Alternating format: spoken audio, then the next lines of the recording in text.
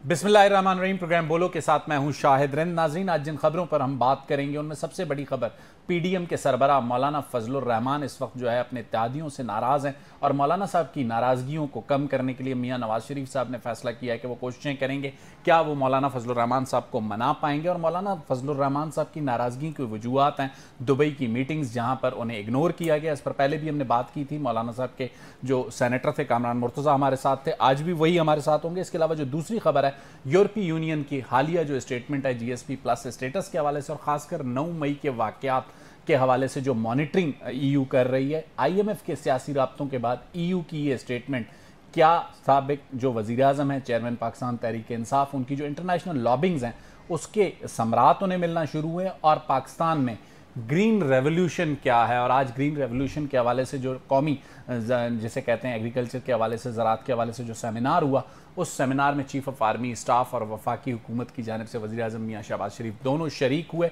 और ये एक मुश्तरका कोशिश है पाकिस्तान में सब्ज़ इनकलाब लाने की। 1960 और 70 की दहाई में एक ग्रीन इनकलाब जिसे कहते हैं सब्ज़ इनकलाब, ग्रीन रेवोल्यूशन लाया गया था, उसी को दोहराने की कोशिश की जा रही है। इस वक्त मेरे साथ मौजूद हैं सेनेटर कामरान मुर्तज़ा साहब, JUIF को रिप्रेजेंट करते हैं सेनेट में, मौलाना साहब के करीबी लोगों में। कामरान साहब, आपको खुशामदीद कहता हूँ। जी बहुत शुक्रिया। कामरान साहब, बिलाखिर मौलाना साहब ने अपने गुस्से का इजहार कर दिया। हमने आपसे कुछ दिन पहले कहा था कि बिग टूज ने मौलाना साहब को माइनस किया है, तो मौलाना साहब को अंदाजा हो गया कि उन्हें नजरअंदाज किया गया? देखिए, अंदाजा तो उसी वक्त हो गया था। मैंने आपके प्रोग्राम में शायद ये बात शेयर भी की थी कि ये जो कुछ हो रहा है जाहिर है ये बेसबब नहीं है और इतने भी हम गैर अहम नहीं है कि हम भूल गए थे। तो उसके बाद न सिर्फ आपके प्रोग्राम में बल्कि उसके बाद 3, 4, 5 दफा रिपीटेडली मुख्तलिफ प्रोग्रामों में ये बात हुई है, मगर इस बात का कोई जो है ना वो नहीं किया गया। नोटिस लेने की वजह नहीं है ये। अब आप कहते हैं कि जी फलां ने नोटिस ले लिया, फलां ने नोटिस ले लिया। बात ये कि आपने इग्नोर तो कर दिया ना उस वक्त। अब जिसने इग्नोर कर दिया वही नोटिस ले रहा है, जिसने दूसरे ने इग्नोर कर दिया वो भी नोटिस ले रहा है। ये कैसी बात है? एक फ्रेंड मुलाकात है, आप अपने बच्चों के साथ वहाँ मौजूद है, दूसरे भी अपने बच्चों के साथ मौजूद है, तो ठीक है, आप अपनी अलग से पार्टी हैं, आप खुश रहिए। मगर बहरहाल जो है ना वो जो 5 साल जो JUI के वर्कर के तौर पे हमने जो कुछ किया वो हमें याद है और जरा जरा नहीं बल्कि बहुत जरा से ज्यादा, बहुत ज्यादा याद है।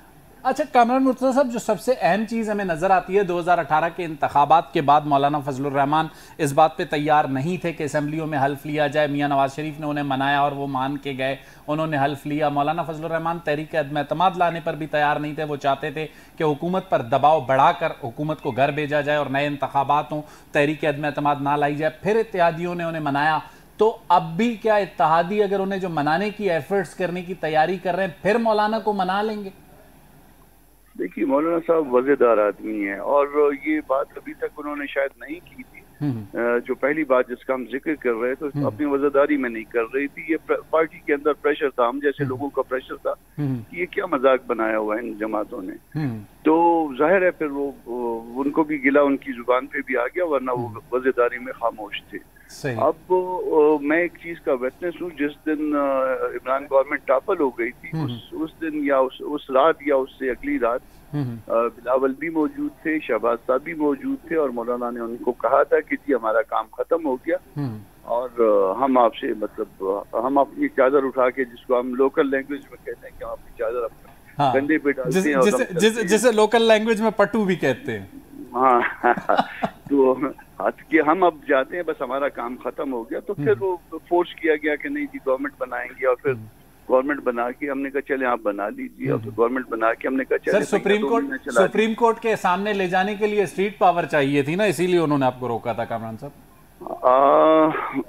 मैं इस पे तबसरा नहीं करूंगा, मुझे शायद काफी सारी तकलीफें हैं, मैं अगर आपसे शेयर करूंगा फिर वो कुछ एक आधा अगर इज़हार कर सके। आपने कभी ये देखा कि नून के किसी दोस्त ने, मैं वजीर साहबान की बात कर रहा हूँ, उन्होंने आपका फोन उठाया हो जब आपने फोन किया हो? नहीं, हमें तो दस्तयाब नहीं मिलते। इत्यादियों के बारे में आप बता सकते हैं। मैं अपनी बात कर रहा हूँ, जब आपकी तरफ से मैसेज बाय नेम भी जाए और फिर भी रिंग बैक ना आए तो फिर इसके अलावा कि आपका बहुत शुक्रिया, मैं और तो कुछ नहीं कह सकता। बिल्कुल सही कह रहे हैं कामरान साहब। एक और जो सबसे अहम चीज इस वक्त, तो क्या पीडीएम के प्लेटफॉर्म से अब इंतखाबात लड़ना इत्तेहादियों का खारिज इम्कान हो गया है, या अब भी अगर मौलाना साहब को दुबई मदऊ करते हैं मियाँ साहब, तो मजलिस आमला उन्हें यह मशवरा देगी कि वो मियाँ साहब से मिलने दुबई जाएं? देखिए, मैं फिर कह रहा हूँ कि मौलाना साहब वज़ेदार आदमी हैं, मगर मौलाना साहब इसलिए तो नहीं बैठे कि उनको दुबई बुलवाया जाए या लंदन बुलवाया जाए या किसी और मुल्क बुलवाया जाए। फिर मैं कोई पॉलिसी स्टेटमेंट देने की पोजीशन में भी नहीं हूँ। मैं पार्टी का तर्जुमान नहीं हूँ, पार्टी का वर्कर जरूर हूँ, मगर पार्टी का लेकिन मजलिस आमला में अपनी राय तो रख सकते हैं कामरान साहब। मजलिस आमला का इजलास जो है वो शुरू हो रहा है 16 से शायद। बिल्कुल, तो उसमें आप मौलाना साहब को तजवीज देंगे कि उन्हें मियाँ साहब की दावत पर दुबई जाना चाहिए? यार कुछ तो रहने दो ना जो मेरे दिल में रहे। अच्छा, आप मजलिस आमला के इजलास में उसका इजहार करना चाहते हैं, तो फिर पीडीएम को फिर अब जैसे हमारे सहाफी दोस्त सलीम साफी साहब कहते थे उसकी फातिहा पढ़ लें हम? नहीं, ऐसी भी मैं पॉलिसी स्टेटमेंट देने की पोजीशन में नहीं हूँ। मैंने कहा कि मैं तर्जुमान नहीं हूँ, ना पीडीएम का और ना ही पार्टी का। मैं एक आम वर्कर हूँ। बिल्कुल ठीक हो गया। 10 रुपए फीस के अगेंस्ट जो वर्कर होता है। कामरान साहब ये बताइएगा कि मौलाना साहब जो है वो खैबर पख्तूनख्वा और बलूचिस्तान दोनों से कंटेंडर होंगे आइंदा आम इंतखाबात में मुमकिन तौर पर, या सिर्फ DI खान और KPK पे कंटेंडर हो सकते हैं? बलूचिस्तान उनका ऑप्शन नहीं होगा बजाते खुद इलेक्शन लड़ने का? देखिए, दो जगह तो हमारा किला है ना। ये आपने ये रिजल्ट्स भी देख लिए होंगे। बलूचिस्तान के बावजूद इसके कि किसी की आंख के इशारे में बहुत से जो वहां तो हमने आग और पानी का इत्तेहाद भी देखा है। महमूद खान अचकजई साहब भी कई जगह आपके इत्तेहादी हैं। नहीं, महमूद खान साहब का हमारा नेचुरल उनके साथ अलायंस है, और आपने ये देखा होगा कि बावजूद इसके कि बहुत से इशारे पे जो है ना, वो आंख के इशारे पे बहुत से लोग किसी पार्टी में शामिल हुए। इसके बावजूद सबसे बड़ी पार्टी जो इस वक्त वजूद में है, लोकल पार्टीज के हवाले से बात कर रहा हूँ, बिल्कुल बिल्कुल, वो जमीयत उलमा इस्लाम है। इसमें कोई दो राय नहीं है, ठीक है ना जी। बावजूद के बहुत सी ताकतों की हमायत इधर उधर थी। तो कामरान साहब, मौलाना साहब का ऑप्शन इस बार बलूचिस्तान की भी कोई कौमी असम्बली की नशिस्त हो सकता है? मजलिस आमला या जो शूरा है वो इन्हें ये मशवरा दे सकती है, जो पिछली बार जिस तरीके से वो DI खान की सीट सिक्योर नहीं कर सके और पार्लियामेंट से बाहर रहे, तो इस बार हिफ्ज़ मा तकद्दुम 2 सीटों पर कंटेंडर होने चाहिए उन्हें? देखिए, ये पार्टी लीडर वो कुछ करता है जो पार्टी के अदारे कहते हैं। बिल्कुल। तो पार्टी के अदारे जो है ना वो 16 को इकट्ठे हो रहे हैं। सही। आमला जो उनकी कैबिनेट है, और वो जो कुछ कहेगी जाहिर है मौलाना साहब उसको फॉलो करेंगे। अच्छा, एक चीज आज जो मैं देख रहा था, हमारे नियो टीवी के ब्यूरो चीफ हैं पेशावर के लियाज अली, वो बता रहे थे कि मौलाना साहब ने एक सवाल के जवाब में कहा है कि जमात अगर मुझे सदर के लिए नामजद करेगी, जमात से मुराद उनकी अपनी जमात JUIF है, तो वो जरूर गौर करेंगे। तो क्या मौलाना साहब का हदफ अब ऐवान सदर है? देखिए, जो जमात कहेगी, हमारे यहाँ फैसले एक शख्स नहीं करता। वो मौलाना साहब अकेले भी नहीं फैसले कर सकते। हमारे यहाँ फैसले इज्तिमाई तौर पे होते हैं, अदारों में होते हैं, और जो अदारों में फर्ज कर लीजिए मेरे बारे में, आपके बारे में, मौलाना साहब के बारे में, जो भी फैसला जमात करे वो फिर उस पर पाबंद होता है। सही। कामरान मुर्तज़ा साहब, आपका बहुत बहुत शुक्रिया। नाज़रीन, कामरान मुर्तज़ा हमारे साथ थे, जमीयत उलमा इस्लाम को सेनेट में रिप्रेजेंट करते हैं, मौलाना साहब की जो लीगल टीम है उसको भी हेड करते हैं। मौलाना साहब के तमाम जो आइनी और कानूनी मशवरे होते हैं उसमें कामरान मुर्तज़ा की एक अहम इनपुट शामिल होती है। कामरान मुर्तज़ा ने हमें मौलाना साहब की जो नाराज़गियाँ हैं उनके मुतालिक भी बताया, और इशारा कनाइयों में उन्होंने ये भी बताया कि ज़रूरी नहीं है कि मौलाना साहब किसी की दावत पर दुबई जाएं। लेते हैं एक छोटी सी ब्रेक के बाद आएंगे तो GSP+ और यूरोपीय यूनियन की जो प्रेस रिलीज है उस पर बात करेंगे।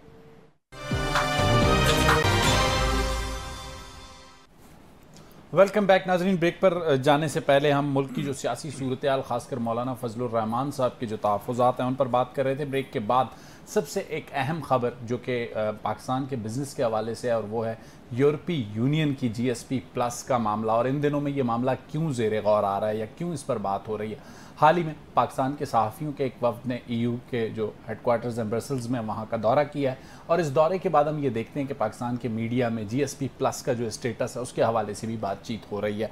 गो कि ये सहाफ़ियों का मुतालाती दौरा था, लेकिन जो भी मुतालियाती दौरा होता है उसके हवाले से जो भी इदारे ये मुतालियाती दौरा रखवाते हैं उनके अपने भी कुछ जिसे कहते हैं सेट एजेंडे होते हैं, और वो कोशिश करते हैं कि उन एजेंडों को फुलफ़िल किया जाए। हालिया दिनों में EU की जो प्रेस रिलीज़ है वो बहुत अहमियत की हामिल है पाकिस्तान के हवाले से, GSP+ के हवाले से, और जो उनका बयान है EU के रिप्रेजेंटेटिव का वो बहुत अहमियत का हामिल है। ज़रा पहले सुनिए कि EU की रिप्रेजेंटेटिव क्या कहती हैं GSP प्लस और दीगर मामला पर।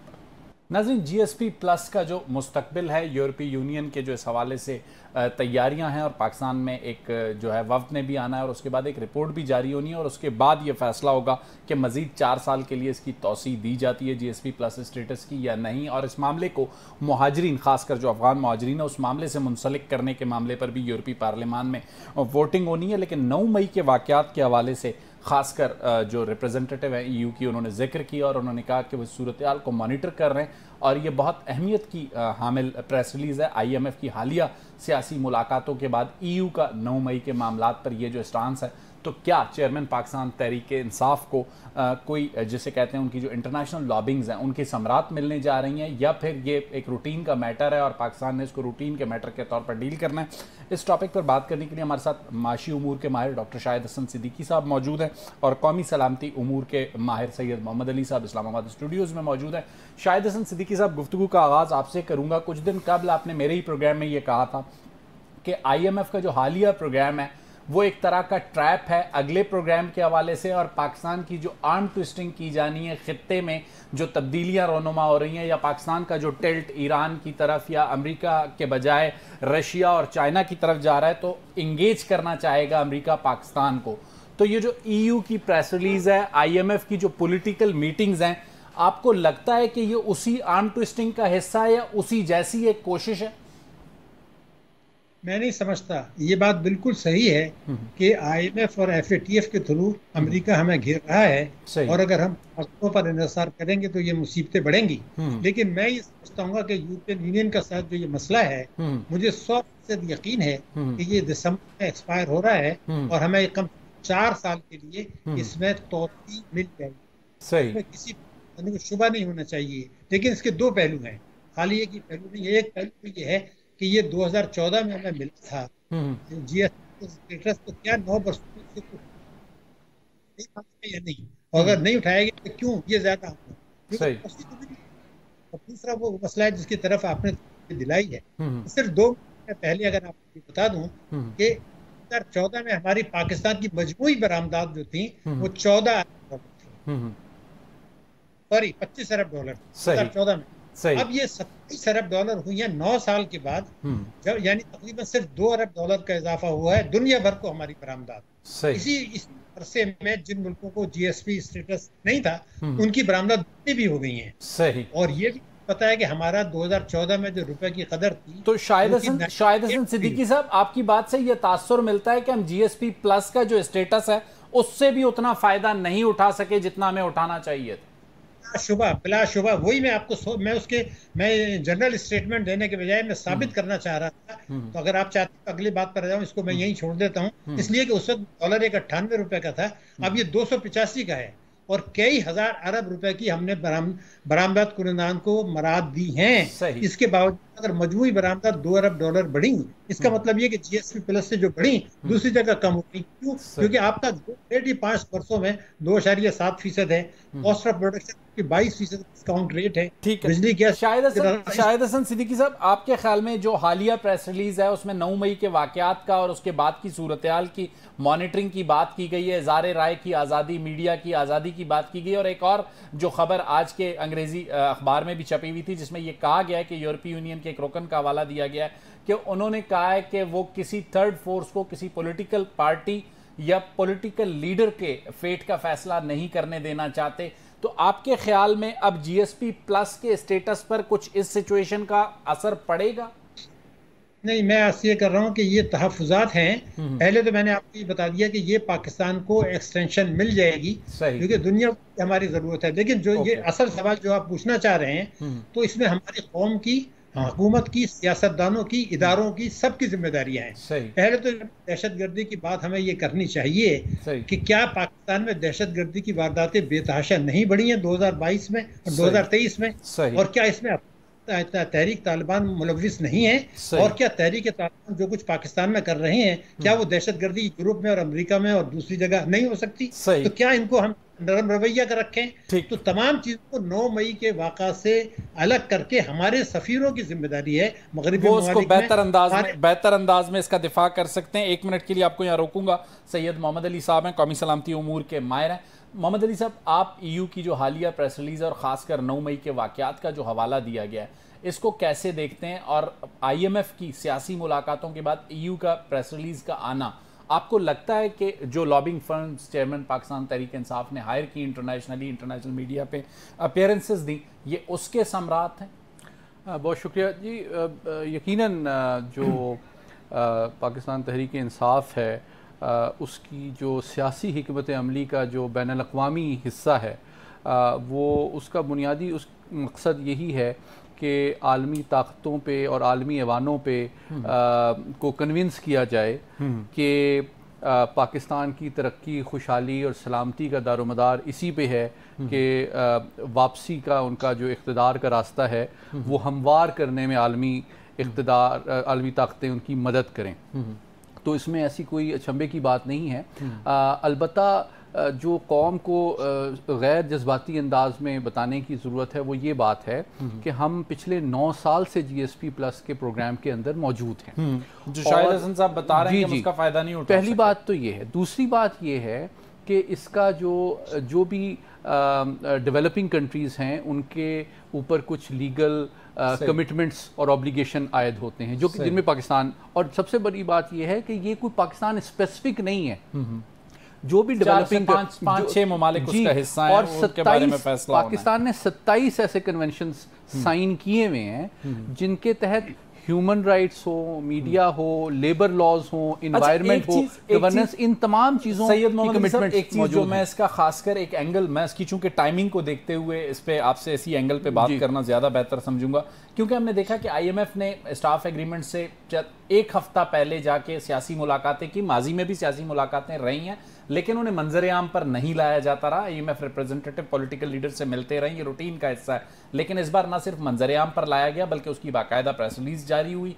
और उसके बाद EU का उसी मामलात को, जिसमें हमें नजर आता है कि चेयरमैन पाकिस्तान तहरीक इंसाफ या उनकी जमात के हवाले से एक नरम गोशा, तो टाइमिंग के हवाले से ऐसा आपको लगता है कि जो यहाँ पर इस वक्त चेयरमैन पाकिस्तान तहरीक इंसाफ मकामी तौर पर अगर इररेलेवेंट हो चुके हैं, तो आलमी ताकतें उनको रेलेवेंट समझ रही हैं या रेलेवेंट बनाना चाह रही हैं? मैं समझता हूँ कि हकीकत इसके दरमियान में है।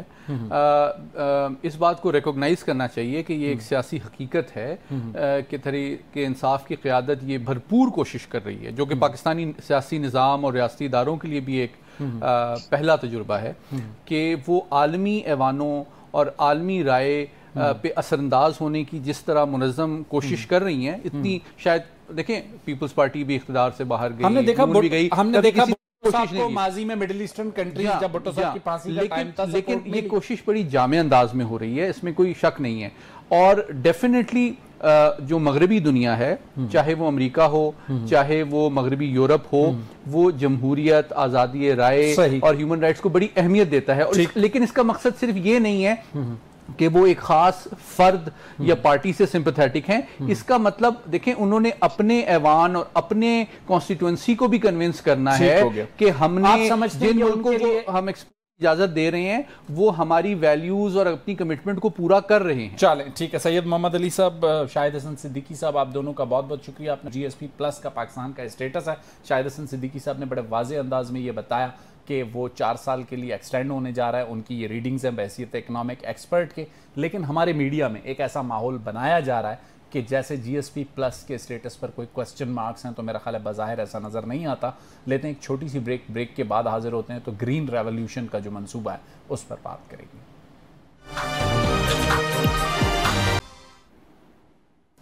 वेलकम बैक नाजरीन। ब्रेक के बाद एक बार फिर आपके सामने हाजिर खिदमत है, और ब्रेक पर जाने से पहले मैंने आपको बताया था कि ग्रीन रेवोल्यूशन क्या है, ब्रेक के बाद उस पर बात करेंगे। ग्रीन रेवोल्यूशन पर बात करने से पहले आपको ये बताता चलूँ कि हुकूमत की जानिब से SIFC जो है स्पेशल इकोनॉमिक फाइनेंशियल जो काउंसिल बनाई गई थी सरमायाकारी के हवाले से, इसी के तहत लैंड इंफॉर्मेशन मैनेजमेंट एक सिस्टम जो है वो लॉन्च किया गया। उसके साथ आज नेशनल एग्रीकल्चर पर एक सेमिनार मुनक्किद किया गया, और बेसिकली इस सेमिनार में पाकिस्तान आर्मी और हुकूमत पाकिस्तान की मुश्तरका काविशें, और ये सब कुछ क्यों किया जा रहा है। सवाल ये है, ग्रीन रेवोल्यूशन क्या है।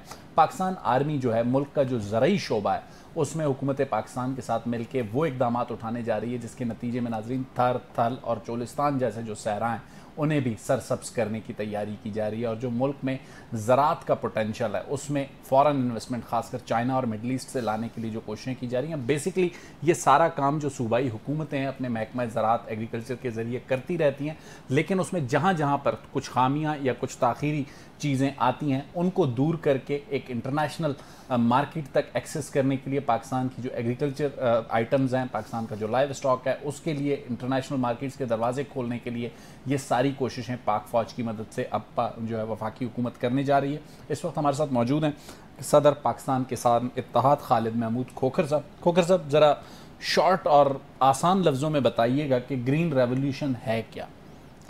देखें जी, बात यह है कि इसकी इस वक्त अशद ज़रूरत थी कि जिस हिसाब से हमारी आबादी बढ़ रही है, हम हर साल एक नया न्यूजीलैंड या सिंगापुर जितनी आबादी हर साल अपने मुल्क में ऐड कर रहे हैं, बिल्कुल उस हिसाब से हमारी एग्रीकल्चर ग्रोथ नहीं थी। आज हम 14 से 15 बिलियन डॉलर की एग्रीकल्चर प्रोड्यूस के बाहर से इंपोर्ट कर रहे थे। बिल्कुल हमारे पास हमें 3 मिलियन मैट्रिक टन मेरा ख्याल है गंदम की कमी का सामना है, 3-4 मिलियन टन के खुद कफील होते हैं। जी। अच्छा, तो उसके लिए ये एक बहुत अच्छी सोच है। जिस तरह 60 में एक ग्रीन रेवोल्यूशन आया था, इसको मैं एक पैराडाइम शिफ्ट कहूँगा कि एक डिजिटल रेवोल्यूशन है ये, जो इस दौर है जदीद, इस वक्त जदीद दौर में।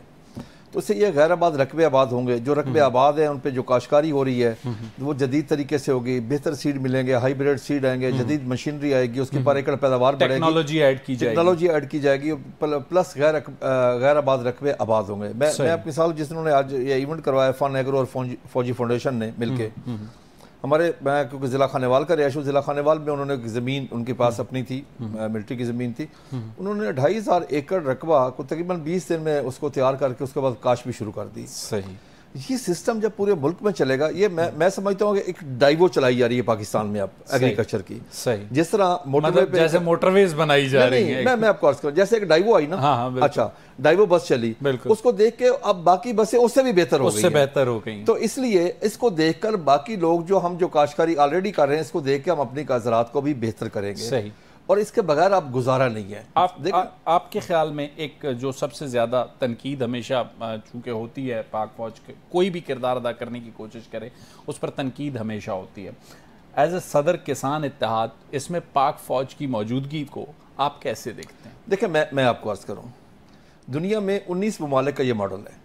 मौज़े तन ने अगर चाइना में तरक्की की थी, उसने किसान और जवान को इकट्ठा किया था और आज तक वहाँ कपास लगाने में वहाँ की आर्मी साथ देती है। सही। और 19 ममालिक में ऐसा है। अच्छा, इसके बगैर गुजारा नहीं है। मैं आपका मोस्टली बलूचिस्तान है सबसे बड़ा, मैं कहता हूँ आपका खजाना जो है ना वो बलूचिस्तान है। सही। बलूचिस्तान वो कैसे, थोड़ा बताइएगा। बलूचिस्तान में बहुत जमीन पड़ी है, यानी कि अगर आप बलूचिस्तान को आबाद कर लें, अनटैप्ड लैंड है, मैं उसको आबाद कर लें तो आप पूरा पाकिस्तान, पूरा मिडल ईस्ट और अफगानिस्तान को दे सकते हैं। सही। यानी कि यहाँ तक जो खुराक की चीजें हैं उसकी जरूरियात पूरी कर सकते हैं। वहाँ पे उस जमीन की कुछ खूबियां भी हैं जी।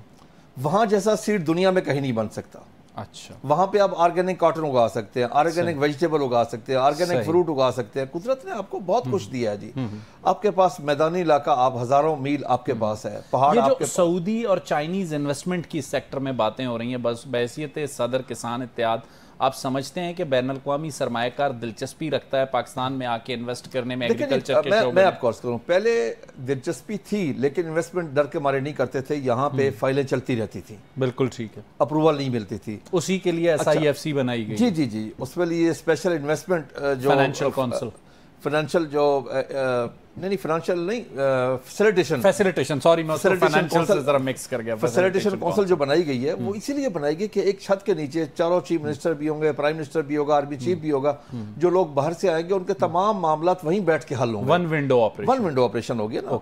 लेकिन लोगों को एतमाद चाहिए, ट्रस्ट चाहिए। सही। अच्छा, आपके ख्याल में इस ग्रीन रेवोल्यूशन का जो इब्तदा, अगर हम इसे कहें कि लैंड इंफॉर्मेशन मैनेजमेंट सिस्टम हो या SIFC हो, ये सारे का पायलट प्रोजेक्ट है एग्रीकल्चर का शोबा, किन किन फसलों को या लाइव स्टॉक में, खासकर जैसे फिशरीज का एक अपना पोटेंशियल है, पहले फेज़ में आप टैप कर सकते हैं और उससे रिजल्ट्स की बुनियाद पर आप दूसरे फेज़ में जा सकते हैं? देखिए, पहली चीज़ तो है कि लैंड इंफॉर्मेशन मैनेजमेंट सिस्टम जो है, इस सिस्टम के ज़रिए मैं एज ए काश्तकार, मेरी अगर रहीमिया खां में मैंने कपास लगाई हुई है, मैं लाहौर घर में बैठा हूँ, सही, तो मैं उस ऐप के ज़रिए मैं जाऊंगा वहाँ, मैं अपनी कपास चेक करूँ, एक एक पत्ता मैं चेक कर सकता हूँ, पेस्ट कोटिंग कर सकता हूँ, मैं अपनी ज़मीन के एनालिसिस करवा सकता हूँ, मैं थ्रू ड्रोन करवा सकता हूँ। यानी मुझे सारी सहूलतें घर बैठे मिलेंगी एक इंटरनेशनल स्टैंडर्ड की, यहाँ पे अगर एग्रीकल्चर होगी तो यहाँ की पैदावार भी बढ़ेगी और यहाँ के खुशहाल भी होंगे। मैं आपको अर्ज कर दूँ ज़रात कुछ लोगों का ये ख्याल है जो मैं सवाल करना चाहूंगा कि पंजाब की हुकूमत ने इस सिलसिले में बहुत काम किया है, उनका काम अपनी जगह पे मौजूद है, लेकिन सिंध ने कंपैरेटिवली कुछ किया होगा, लेकिन बलूचिस्तान और खैबर पख्तूनख्वा में अभी तक उस तरह काम नहीं हुआ। तो इन चारों सूबों को कैसे इक्विवेलेंट करेंगे? थोड़ा सिस्टम बदल गया जी। अब हर चीज सेंट्रलाइज हो गई है। ओके, अगर एक चीज को आर्मी चीफ और प्राइम मिनिस्टर देख रहा है तो हर चीज सेंट्रलाइज होगी, तमाम सूबों को। देखिए ना उनको क्या नजर आया। मैं आपको, अगर आप पिछले हिस्ट्री देख ले, ज़राअत कितनी इंपॉर्टेंट है हमारे लिए। 9/11 हुआ, पाबंदियां लगी, ज़राअत ने इस मुल्क को चलाया। आपने एटमी धमाका किया, पाबंदियां लगी, ज़राअत की वजह से मुल्क चलता रहा। आपने 17 साल हमारी अस्करी क़यादत ने दहशतगर्दी के खिलाफ जंग लड़ी, ज़राअत की वजह से कोई भूखा नहीं सोया, ज़राअत और किसान की वजह से, अल्लाह ताला की मेहरबानी से।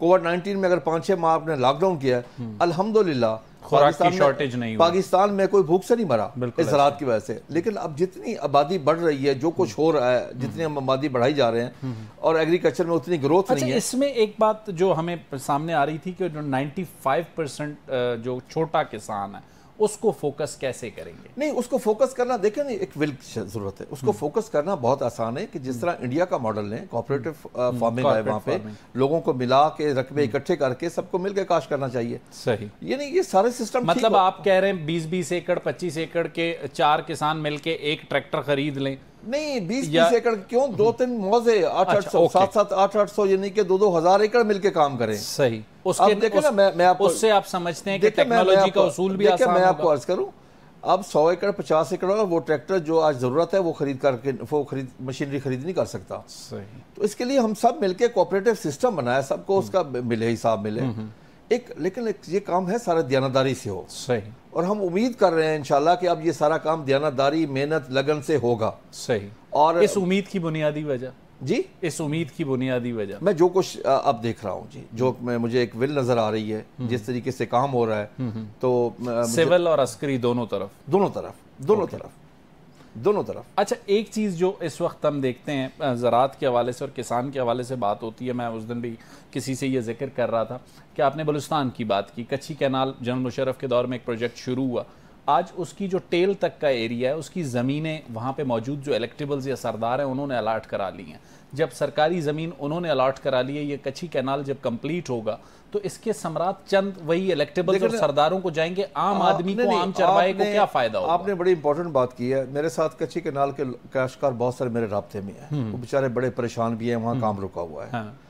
एक तो मैं आपके फोरम से मैं हुकूमत को रिक्वेस्ट करता हूँ, बल्कि आर्मी चीफ को भी रिक्वेस्ट करता हूँ कि उसको आबाद करके कच्ची कैनाल को चला के लाखों एकड़ जमीन वहाँ पे आबाद हो सकती है। लेकिन वो जो लैंड्स अलॉटमेंट्स हैं इलेक्टेबल्स की, उनका क्या करें?